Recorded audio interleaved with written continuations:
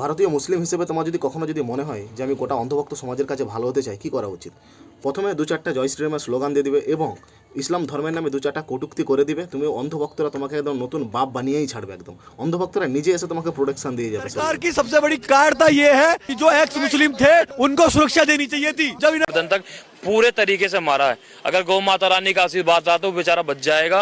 और मैं तो अंदर में चाकू घुमा दिया गया है, बकायदा अंतड़िया फाड़ दी गई। मैं अभी এই তাল্লাকে মোটামুটি আমরা সবাই চিনে গেছি। কদিন ধরে সোশ্যাল মিডিয়াতে খুব ঘোরাঘুরি করছে। দিল্লিতে এনার উপরে কে অ্যাটাক করে দিয়েছে। কথা হচ্ছে যে এনার নাম হচ্ছে এক্স মুসলিম সেলিম। আগে মুসলিম ছিল, ঠিক আছে, কিন্তু বর্তমানে নাই। বিভিন্ন সময় সোশ্যাল মিডিয়াতে আমরা দেখতে পাই বিভিন্ন ইসলামের নামে বিভিন্ন জায়গায় কটূক্তি করতে, উল্টো পাল্টা একদম কথা বলতে দেখা যায়। কোনো মুসলিম ভাইয়ের এটা পছন্দ হয়নি, অ্যাটাক করে দিয়েছে যাকে বলা যায়। কিন্তু এনার সাপোর্টে গোটা অন্ধভক্ত সমাজ এখন এনার পিছনে দাঁড়িয়ে আছে। আমরাই একাই সাপোর্ট করব।